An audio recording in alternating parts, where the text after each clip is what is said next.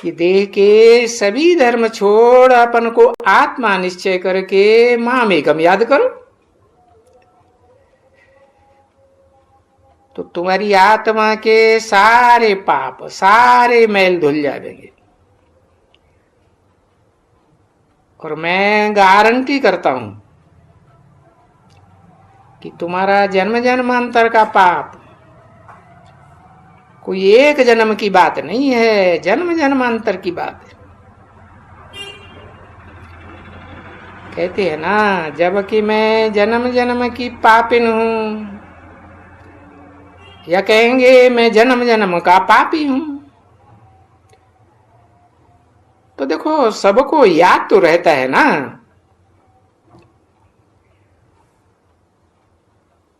तो बाप तुमको जन्म जन्मांतर के पापों से छुड़ाते। तो ये पाप है ना सभी, और इस समय में तो सभी पाप ही पाप करते हैं।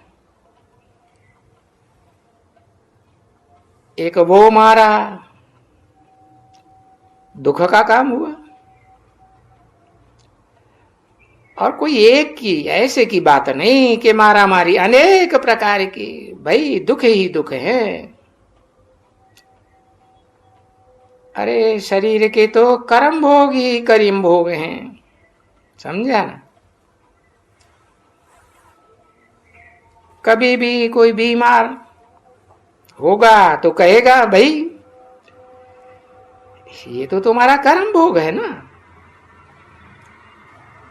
अरे कहां से आया, आगे जन्म में पाप किया है,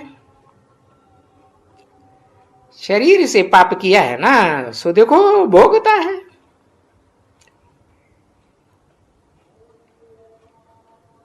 फिर इसके जन्म में जो किया वो आगे जन्म में भी भोगना पड़े, ऐसे ही कहेंगे ना। तो जो भी जन्म मिलता जाएगा उसमें दुख ही दुख,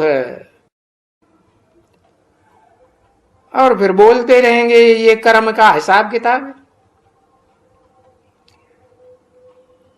तो बाप आकर कहते हैं कि देखो अब कितने जन्म और कितने कर्मों का हिसाब, 63 जन्मों के कर्मों का हिसाब किताब है। जब से अपन को देह समझना शुरू किया,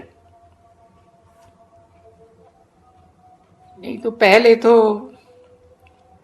अपन को देवात्मा आत्मा समझती थी ना।